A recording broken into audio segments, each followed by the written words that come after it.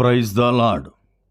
సర్వశక్తిమంతుడును మహోన్నతుడునైన యేసుక్రీస్తు ప్రభువారి శక్తివంతమైన నామమునకు స్తోత్రము కలుగునుగాక.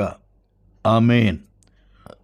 ప్రియులారా, ఈ దినము డిసెంబరు 26 గురువారపు ఉదయకాలము వేళ దేవుని వాక్యము వింటున్న మీ అందరికీ దైవజనునిగా నా హృదయపూర్వకమైన శుభములు.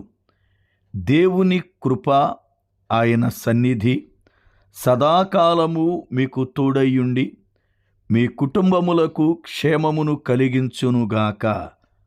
ఆమేన్. ప్రియులారా, ఎలా ఉన్నారు? అందరూ బాగున్నారా? నిన్నటి దినమున క్రిస్మస్ యొక్క సంతోషముతో కుటుంబమంతా ఆనందముగా గడిపారా? దేవుని నిత్య కృప, ఆయన ఉద్దేశం మనము మన కుటుంబాలు ఆయన సన్నిధిలో సంతోషముగా ఉండాలని. ద్వితీయోపదేశ కాండము 12వ అధ్యాయము 7వ వచనమునందు దేవుడు మాట్లాడుతూ, ప్రతి కుటుంబం దేవుని చేత మనకివ్వబడిందని, ఆ కుటుంబం సంతోషముగా ఉండాలి అని ప్రభువు కోరుకున్నాడు. ద్వితీయోపదేశ కాండం 12:7 వచనం. మీరును మీ దేవుడైన యెహోవా మిమ్మును ఆశీర్వదించి మీకు కలుగజేసిన మీ కుటుంబములను మీ దేవుడైన యెహోవా సన్నిధిని భోజనము చేసి మీ చేతి పనులన్నిటి యందు సంతోషింపవలెను. మనకి కుటుంబం కలిగింది అంటే అది దేవుని ఆశీర్వాదము వలనే.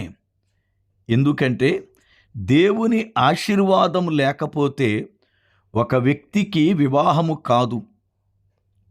ఒక వ్యక్తికి దైవానుసారముగా వివాహం జరిగినప్పుడు ఆ కుటుంబం ఎంతో ఆశీర్వాదకరమైనది. అది దేవుని వలన అనుగ్రహించబడినది.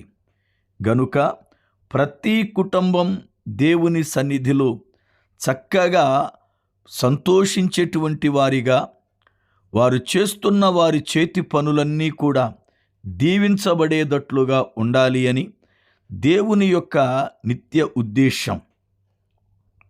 దేవుని పిల్లలుగా నిన్నటి దినాన్న కొన్ని కుటుంబాలలో దుఃఖకరమైన కార్యాలు జరిగి ఉండవచ్చు. అనుకోనటువంటి పరిస్థితులను బట్టి కొంత చీకటి, దుఃఖము, వేదన ఆ కుటుంబాలను కమ్మి ఉండవచ్చు. అట్టి కుటుంబాలకు నీతి సూర్యుడైన క్రీస్తు ఆనందాన్ని కలిగించి ఓదార్పుని అనుగ్రహించి వారిని బలపరచునుగాక. ఆమేన్.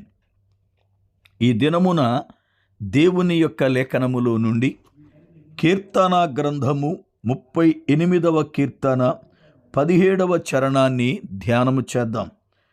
నేను పడబోవునట్లున్నాను, నా మనోదుఃఖము నన్నెన్నడును విడువదు.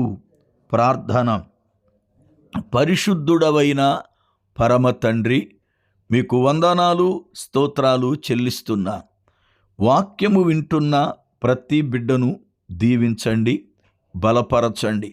నిన్నటి దినమున సర్వ ప్రపంచమంతయు కూడా నీ జన్మదినాన్ని జ్ఞాపకం చేసుకొని నిన్ను స్తుతించడానికి ఇచ్చిన గొప్ప ధన్యతను బట్టి స్తోత్రాలు. మా ప్రియుల కుటుంబాలలో కొంతమంది అనుకోని పరిస్థితులను బట్టి వారికి కలిగినటువంటి బాధలను, వేదలను, దుఃఖాలను బట్టి కృంగి ఉన్నారు. అట్టి కుటుంబాలకు ఇమ్మానుయేలుగా మీరు తోడయ్యుండి ఆదరణ కలిగించుమని ఈ దిన వాక్యము చేత బిడ్డలను సమృద్ధిగా దీవించుమని యేసు నామమున ప్రార్థిస్తున్నాను పరమ తండ్రి. ఆమేన్.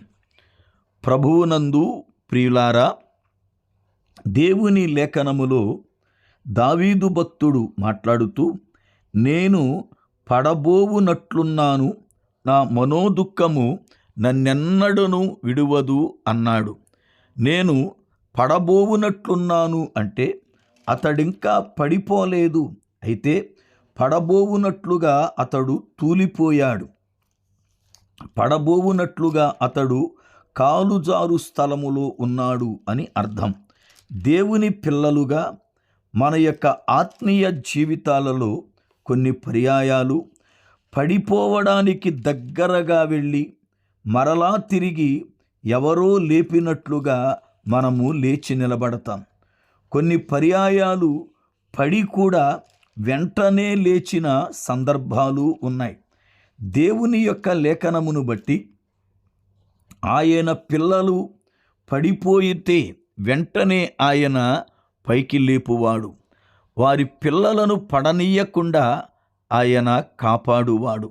మనము కాలుజారు స్థలమందు ఉన్నాం, అనగా లోకం జారుడు బండవలే ఉన్నది.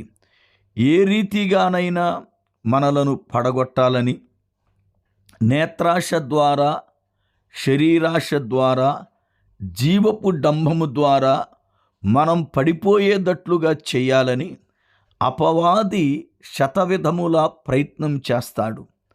దేవుని వాక్యము చేత మనము నిలబడి విశ్వాసము చేత బలము నొంది ప్రార్థనతో మనము ముందుకు సాగినప్పుడు దేవుని కనికరం పడనీయకుండా మనలను కాపాడుతుంది. ఎంతోమంది గొప్ప గొప్ప ప్రార్థనా పరులు అనబడిన వారే త్రొట్టిల్లిపోయి వారు జారిపోయిన సందర్భాలు ఉన్నాయి. అయితే మనం వారికంటే గొప్పవారము అని కాదు గాని దేవుని కనికరాన్ని పొందుకొని స్థిరపరచబడడానికి ఆయన పైన ఆనుకోవాలి. నా మనోదుఃఖము నన్ను విడవకున్నది అన్నాడు. అంటే దావీదు ఎప్పుడు కూడా దుఃఖాక్రాంతుడై ఉన్నాడు. దావీదు దుఃఖం దేవునికి తెలుసు. అలాగునే మన యొక్క హృదయపు దుఃఖము కూడా దేవునికి తెలుసు. చాలా పర్యాయాలు నా దుఃఖం ఎవరికీ తెలియదు, నాలో నేనే ఎంతో వేదన పడుతున్నాను అని కృంగిపోతాం. మన దుఃఖము మనకు అర్థమైన అర్థము కాకపోయినా మనలను సృష్టించిన ప్రభువునకు మన హృదయ అంతరంగము తేటగా కనబడుతుంది. నీవు దేనిని బట్టి దుఃఖపడుతున్నావో, నీ దుఃఖానికి కారణమేమిటో ఆయన ఎరుగును. మరియా యేసు ప్రభువారి యొక్క సమాధి తోటలో వెతుకుచూ ఏడుస్తున్నప్పుడు ప్రభువు ఆమె దగ్గరకొచ్చి ఒక మాట అడిగాడు. అమ్మా, ఎందుకు ఏడుస్తున్నావు? నీ ఏడుపుకి కారణమేమిటి అని. నిజమే, ఈ రోజున ఎంతోమంది హృదయాలలో చెప్పనలవి కాని దుఃఖం కమ్ముకుంది. వాళ్ళ హృదయాలు శోకముతో నిండిపోయాయి. కారణం ఏమిటో వారికి తెలుసు, కారణం ప్రభువుకు తెలుసు. ఈ రోజున దేనిని బట్టి నీ హృదయం దుఃఖములో ఉంది? పైకి నలుగురిలో సంతోషముగా కనబడుతున్నా నీవు ఇంటి యొద్ద ఒంటరిగా ఉన్నప్పుడు సంతోషముగా భోంచేయలేక, సంతోషముగా నిద్రపోలేక, సంతోషముగా నలుగురి మధ్యకెళ్ళి హృదయపూర్వకమైన ఆనందాన్ని గడపలేక ఎంత కృంగిపోతున్నావో, ఎంత మనోవేదనను అనుభవిస్తున్నావో నీకు తెలుసు. నలుగురిలో ఏదో ముఖానికి నవ్వు పూసుకుని నటన ఆడుతున్నామే గాని మన హృదయంతరంగాలలో ఉన్న ఆ దుఃఖం ప్రభువు చూస్తున్నాడు. మోషేతో మాట్లాడుతూ నేను వారి కన్నీరు చూచాను అన్నాడు ఇశ్రాయేలుల ప్రజలను గూర్చి. ఈ రోజున నిన్ను కూడా ప్రభువు చూస్తున్నాడు. గర్భఫలము లేదని దుఃఖముతో కృంగిపోతున్నావా? లేక పుట్టిన బిడ్డలు మాట వింటలేదు, వాళ్ళు మార్పు లేకోకుండా విచ్చలవిడిగా పాడైపోతున్నారు అని దుఃఖంతో ఉన్నావా? నీ భర్త లేక నీ భార్య మాట వినటం లేదు, వీళ్ళ ప్రవర్తన చాలా భయంకరంగా ఉంది అని దుఃఖముతో ఉన్నావా? ఆర్థిక సమస్యల చేత కృంగిపోతున్నావా? ఆరోగ్య పరిస్థితులు నిన్ను కబళించి వేస్తున్నాయా? నీ ఉద్యోగములో నీతోటే ఉన్నవారు కాకుల వలె నిన్ను పొడుస్తూ నిందిస్తున్నారా? ఆత్మీయ జీవితములో నేనెంత ప్రార్థన చేసినా, ఎంత వాక్యం చదివినా ప్రభువులో ఎదగలేకపోతున్నానే, వాక్యం గుర్తుండట్లేదే, ప్రార్థన సరిగ్గా చేసుకోలేకపోతున్నానే, రక్షించబడి ఇన్ని సంవత్సరాలైనా పరిశుద్ధాత్మను పొందలేదే అని ఆత్మ సంబంధమైన దుఃఖం నిన్ను అలుముకుందా? ఎలాంటి దుఃఖం నిన్ను పట్టి ఉన్నా, ఎలాంటి దుఃఖం నిన్ను బంధించి ఉన్నా, నీ దుఃఖమును నాట్యముగా మార్చువాడు ప్రభువే.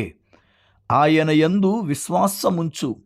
నీ గోనె పట్టాను విడిపించి నీ దుఃఖానికి బదులుగా నాట్యాన్ని ఆయన నీకిస్తాడు. బూడిదకు ప్రతిగా పూదండను ఇచ్చే దేవుడు ఆయనే. ఆయన లోకానికి వచ్చిన కారణాలలో ఒక కారణం, దుఃఖం పడుతున్న వారికి ఉల్లాస వస్త్రమును ఇవ్వడానికి, బూడిదలో కూర్చున్న వారికి పూదండను ఇవ్వడానికి అని యెషయా గ్రంథం 61వ అధ్యాయం 3వ వచనం సెలవిస్తుంది. ఆయన జననం నీ దుఃఖాన్ని తొలగించి నీకు సంతోషాన్నివ్వడానికి, నీ ఆత్మీయ జీవితములో గొప్ప కార్యాలను ఆయన చేయడానికి. దుఃఖపడవద్దు, భయపడవద్దు, సంతోషించి గంతులు వేయి. నీ జీవితాన్ని ఆశీర్వాదకరముగా మార్చువాడు ఆయనే. మోడుబారిపోయిన నీ జీవితం చిగురింపచేయువాడు ఆయనే. నీ కుటుంబాన్ని వర్ధిల్ల చేసి రక్షణ ఆనందముతో ఆయన నిన్ను ప్రహర్షింపచేయునుగాక. ఆమేన్. ప్రార్థన. పరిశుద్ధుడవైన మా పరమ తండ్రి, మీకు వందనాలు, స్తోత్రాలు చెల్లిస్తున్నాను. మీ కృపా బాహుళ్యము చొప్పున ఈ దినమున వాక్యము విన్న ప్రతి బిడ్డను దీవించి క్షేమాన్నివ్వండి. వారి కుటుంబాలకు ఆదరణ కలిగించి సమాధానమును నెమ్మది దయచేసి నీ కృపచేత నింపి బలపరుచుమని యేసు నామమున ప్రార్థిస్తున్నాను పరమ తండ్రి. ఆమేన్. మన పరమ తండ్రి అయిన దేవుని యొక్క ప్రేమ, ఆయన కుమారుడు మన రక్షకుడునైన యేసు ప్రభువారి శ్రేష్టమైన కృప, పరిశుద్ధాత్మ దేవుని యొక్క అన్యోన్య సహవాసము, ఆయన సన్నిధి సదా మనకు తోడయుండి మనలను నడిపించునుగాక. ఆమేన్.